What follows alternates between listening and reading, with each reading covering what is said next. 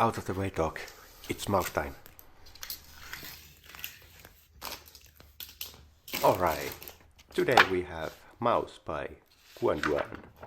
No idea how to pronounce the name, but that won't stop us. Let's start building.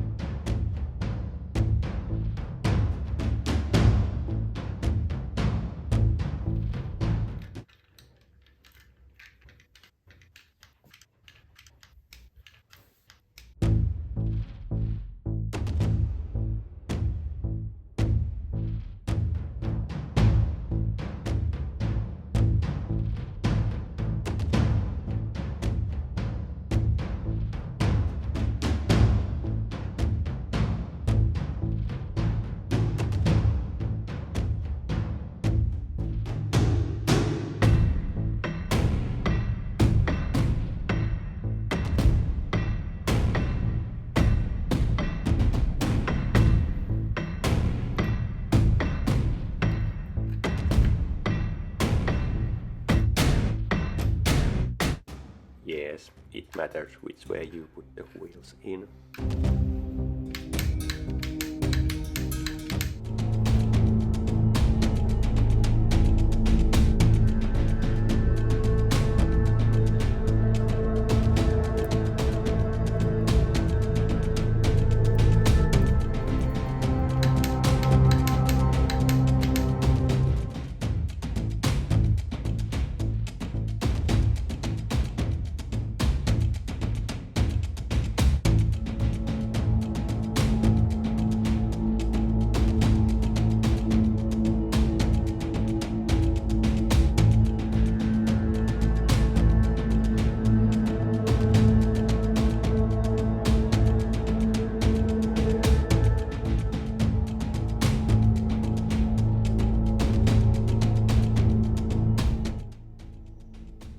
Turns out that the molding is not perfect on all parts, so they'll need a little bit fixing.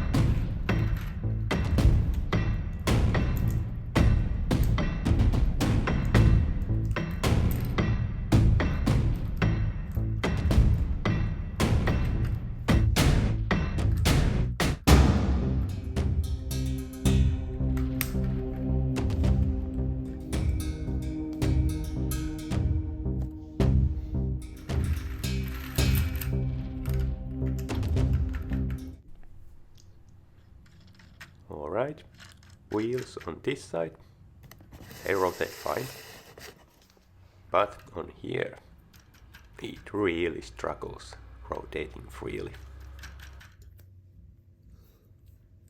Let's take a closer look at the wheel. Now it rotates fine, but when we put these 1x2s close to each other, it stops rotating well. So how about we remove one of the 1x2s and reattach the wheel part.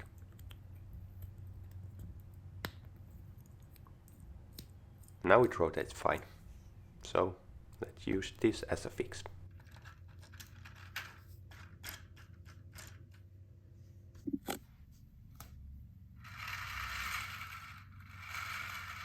Oh yes, that's smooth and perfect.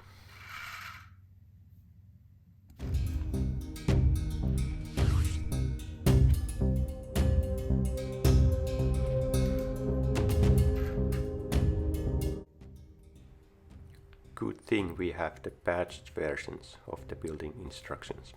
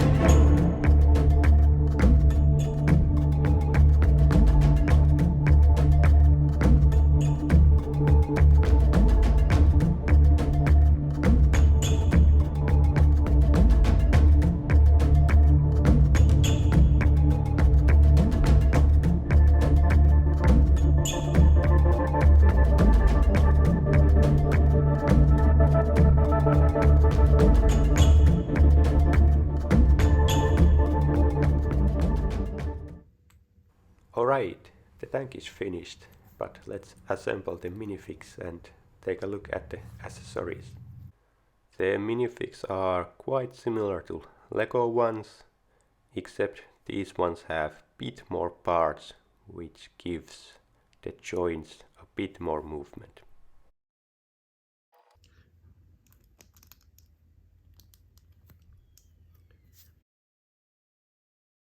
There are 5 sprues of ammunition and equipment. While most of them are just one piece, some of them require some assembly. A quick look at the minifigs. Don't worry, we'll take a closer look later.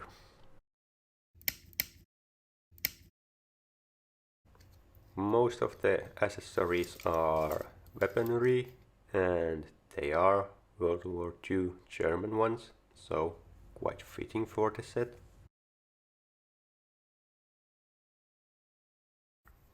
This mouse has 2 antennas on the engine deck, which look nice, but they will interfere with the main gun if you try to rotate the turret, so you have to take that into account. Folding them backwards, which looks nicer, still kinda clips into the edge of the turret. Bending them forwards no longer troubles rotating the turret, which rotates quite smoothly. The main gun can be elevated and depressed, and coaxial 7.5 cm gun goes with it, as it should.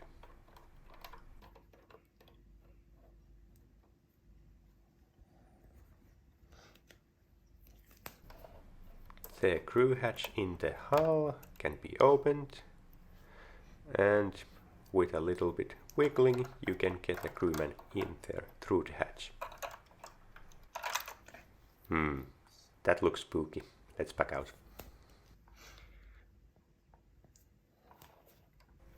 As expected, there are 2 crew hatches on top of the turret, and they open as well.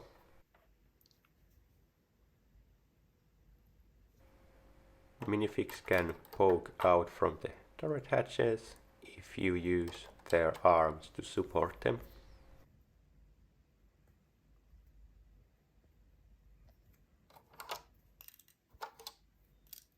Now let's see if we can remove the turret roof to expose the interior. Yep. Noticeable features here are the gun breech, which elevates, but it's not linked to the main gun actually, and the ammo racks for the main gun and the coaxial. The extruding bit on the left side of the gun breech, I think it's supposed to be the gunner's side, but in reality there should be the coaxial machine gun, and the gunner's side would be mounted on the roof. Obviously it is a brick build, so there are some limitations. And it is nice that they have actually put something in there.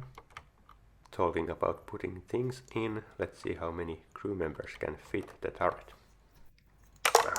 One of them is trying to escape already. I think we can snuggle one more crew member there. Yeah, there's just room for 5 guys. Here's another angle for the ready rack for the main gun.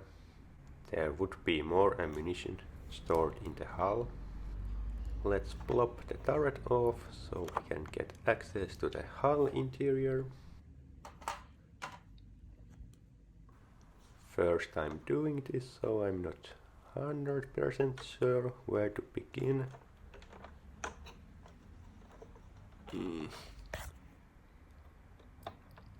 Can't get a hold from there.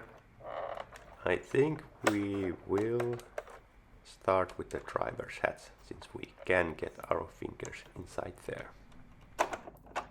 Alright, first section is off, and there's our spooky man. Less spooky in the light.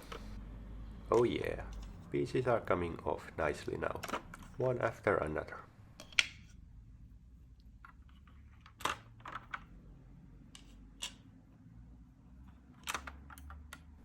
all the hull interior is now exposed. There's a little section in the back which got nothing underneath it, nor can it be removed easily. Nice thing about the front compartment is that there's room for 2 crew members and they are correctly side by side.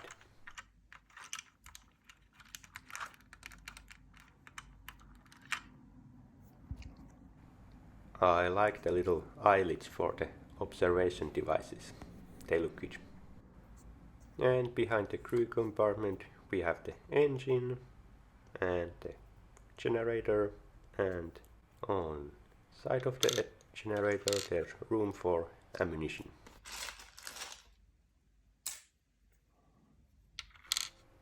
Fits nicely.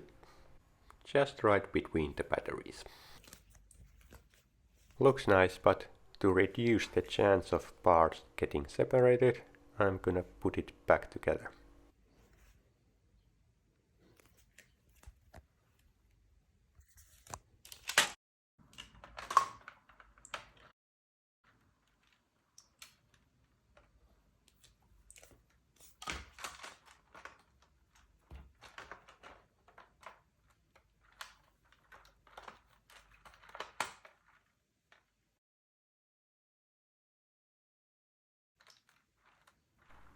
Now there is one thing I am going to change here. Once again, there is another periscope which was not on the historical vehicle, so I'll just replace it with the machine gun. I think that looks pretty good. You probably wouldn't have noticed this, but I will point out that there's a slight error in the camouflage pattern. That is because there was incorrect number of the plates which you make the pattern from. Fortunately, there are some extra pieces, so it is still possible to complete some kind of pattern, but that can happen. What can also happen is that side skirts can come off you if you don't attach them properly.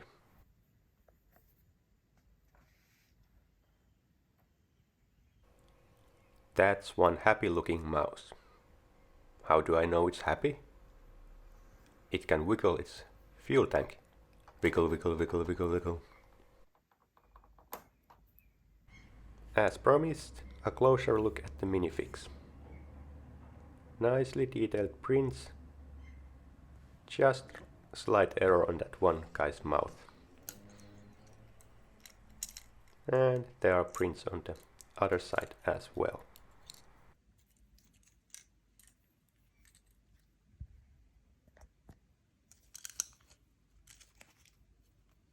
Nice ass, baby.